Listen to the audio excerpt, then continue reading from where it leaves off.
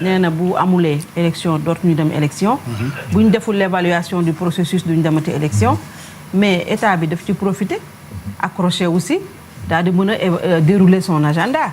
parce que avant même ñuy clôturer ñuy def suspension du dialogue politique des travaux à cause du Covid ñoom pare woon nañu seen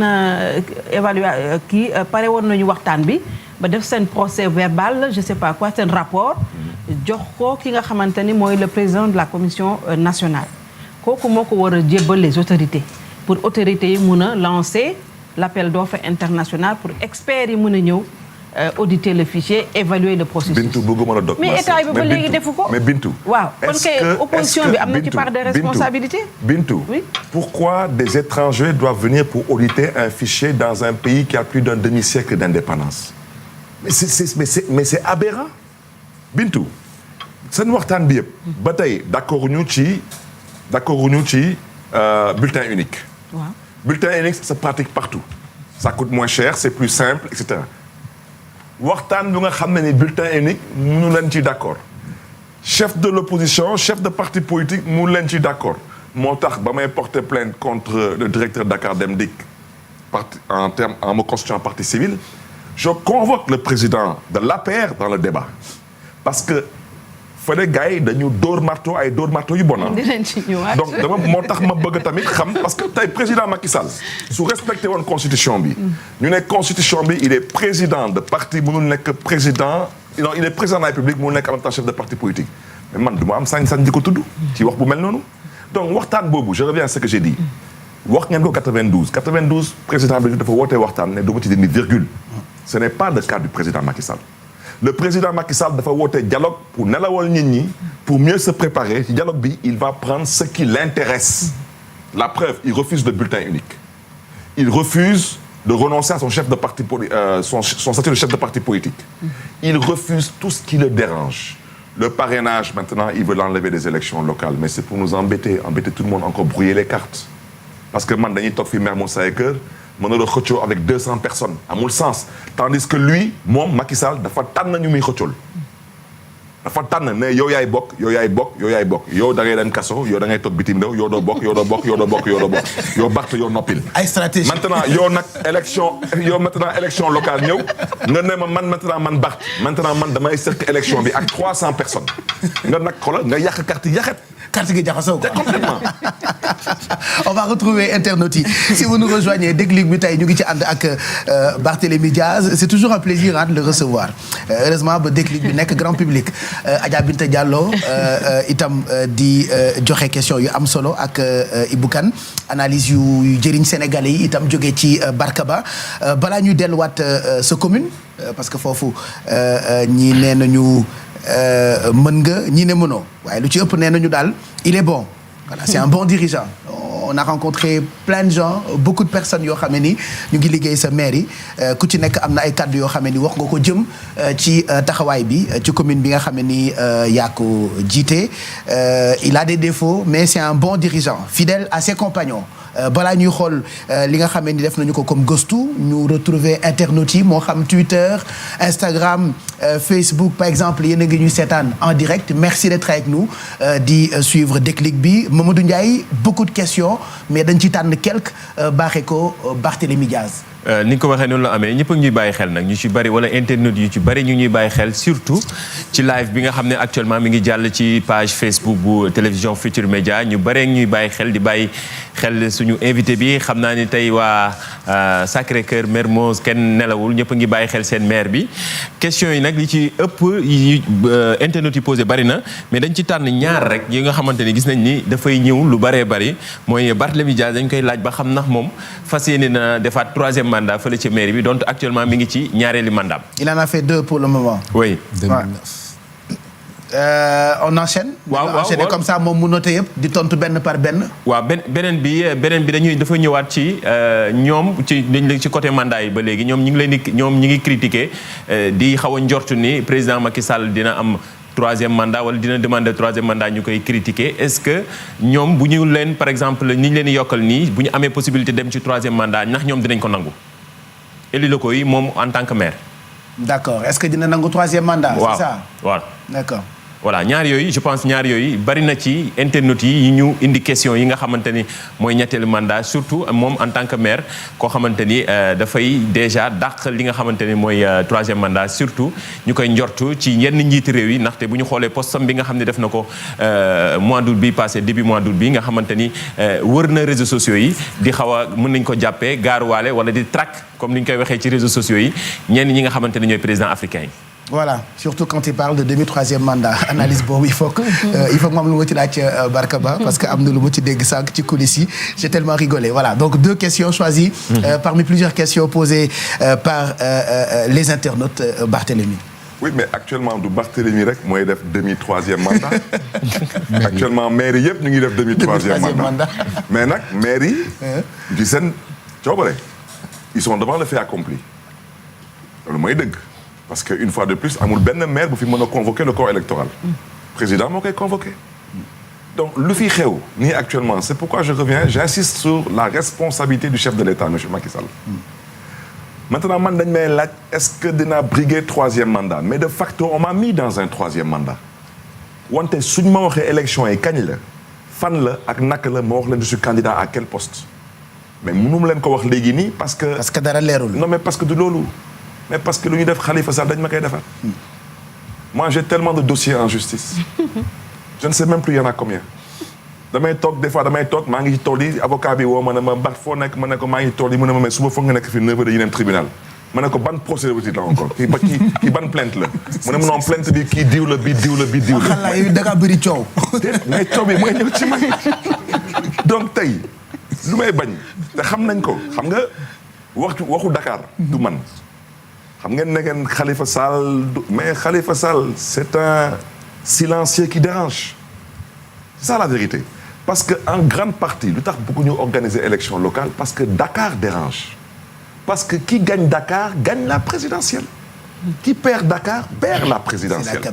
C'est la capitale. ku weddi laaj ko Abdou Diouf ku weddi laaj ko Abdoulaye Wade donc tant que Khalifa Sall est là même silencieux en prison il dérange te ñun ci njabootam la ñu bokk. da ngeen disqualifier Khalifa Sall ci ay caaxaanu xawma ay këyit. waa léegi wante njabootu Khalifa Sall yéen ñaan moom lu tax jëfandikoo wu leen poire boobule pour peut-être mu nekk. mais non mais parce que pourquoi pas chef de l'opposition. comme toll na foofu moom Khalifa Babacar Sall. mais chef de l'opposition loolu ce n'est pas un objectif pour Khalifa Sall Khalifa Sall s'est levé pour servir le Sénégal. pas pour se servir à travers un statut. moo tax man je me permets de parler de ce débat de chef de l'opposition par Khalifa Sall. Khalifa Sall son objectif tey mooy comment servir le Sénégal et on l'empêche de servir le Sénégal. dañ koy bundu xatal di ko sonal di ko galgal pour mu bañ a taxaw wane boppam. donc le 3e mandat je reviens à ce que j'ai dit dañu taxaw ne du ñu organiser élection ñu dem ba ci biir ñu ne bon Dakar nañu xool nu ñuy defee statut spécial ñun ñoo jóg yuuxu gars yi ne bon ok dañu delluwaat ginnaaw. ñu ne bon ak coronavirus bi maintenant corona bi ne ngeen il faut vivre avec le corona waaw maintenant ngeen ne il faut que ñu pare dialogue bi à quand les élections une fois de plus à quand les élections locales maintenant su président Macky Sall waxee les élections locales se tiendront tel jour dans telles conditions je vous dirai je suis candidat à quel poste. Voilà, la réponse est claire. Maintenant beneen bi ne ngeen je crois qu'on a parlé de la prorogation du mandat. man woote naa fi réunion ci mairie bi ma woo suma ay collaborateurs man je pense que dañu nar a démissionner. ñëpp a taxaw di xoolante seen biir ñu laajte est-ce que maire dafa wér wala wérul. parce que ñu ne yow maire faloo sa bopp askan la fal teg la fii élection amoo droit jóg jël sa ay débës ne da ngay dem ça s'appelle quitter le navire. ma ne mais non mais mandat bi jeex na ñu ne mandat bi jeex na wante yow soo naree démissionner na 553 maires yi ànd ak yow démissionner. parce que tey soo naree tey démissionné ñu teg fi délégation spéciale tu sers la commune de Mermoz Sacré-Cœur sur un plateau à Macky Sall te gagné wu ko. il faut qu'on se comprenne man en tant que maire je donne des bourses moom mosum bopp en tant que maire je donne des aides moom mosum bopp en tant que maire je soigne des administrés moom mosum bopp en tant que maire je fais du social je le fais pour des populations. donc su ma jógee suba ma taxaw ne damay démissionner nañ jàpp ne que man mii faalewu ma leen moo tax maa ngi ñaaxaat président Macky Sall ci yar ak teggin waxuma waxu dialogue bi yow président Macky Sall kan nga fas yéene organiser élection yi tout de même dëkk day am élection. mais man bëgg naa ñu ñëwaat ci. xaaral ñu pare ak internautes yi très rapidement voilà defe naa pare nañ de. am nañu seen ñaari réponse Mamadou Ndiaye. am nañ ñaari réponse xanaa jeexalee bu mujj bi muy ñetteel bi. kii moom dafa laaj di analytique moom li mu wax ci Twitter la posé question bi ak hashtag bi di déclic moom li mu laaj Barthélémy Dias nee ko au cas où bu Khalifa Sall nekkul candidat ci prochaine élection présidentielle yi est-ce que moom fas yéene naa nekk candidat ngir fexe nu mu am mënee jiite réew mi. su Khalifa Sall nekkul candidat. est-ce que moom pare na pour nekk candidat. oui. présidentiel. mais ma réponse mooy lu tax Khalifa Sall narul nekk candidat. pourquoi. mais c'est ça qui n'est pas normal. c'est ça qui n'est pas normal. dañu déggul Khalifa Sall boobu. mais non mais loolu lay wooyee la nouvelle forme de coup d'État en Afrique. il faut mu am amnistie. bàyyi nañu maintenant fetel yi. maintenant dañuy tripatouiller constitution yi. yow xooleen Côte d'Ivoire. jël nga Gbagbo ne yow mënoo atte Gbagbo fii. jël nga Charles Blé Goudé ne mënoo ko atte fii ci réew mi. nga jël leen yóbbu leen CPI. CPI atte leen. ñu tëdd fa xaw ma ñaata at. CPI ne dañ leen di génne parce que lii la ñu gis. yow maintenant nga décider 8 ans après dañ leen di juger fële en Côte d'Ivoire. te yow yaa leen yónnee CPI. maintenant ku ci nekk nga jox ko 20 ans ak 30 ans. pour ñu bañ a bokk ci élection. naka nga mën a jël nit bu nekkoon sa premier ministre. sa président assemblée nationale. tey nga taxaw ne da nga koy atte tëj ko xaw ma ñaata atu kaso nekk moom mënul bokk ci élection. mooy lu may wooyee la nouvelle forme de coup d'État constitutionnel. moo tax je veux dire en fait interpeller la France. am na ñu nga xam ne ni ils considèrent que naruñu ko def. mais ñun la France n'est pas notre ennemi. les Français ne sont pas notre ennemi. mais personne ne peut nous faire croire que la France n'a pas d'influence sur les politiques africaines. C'est faux. La preuve, en plein coronavirus, amul benn Sénégalais bu mën a dem France, mais le président du Sénégal, il est convoqué en France. Il a été convoqué et non convié. Ah ouais? Mais bien sûr. Convoqué et non convié.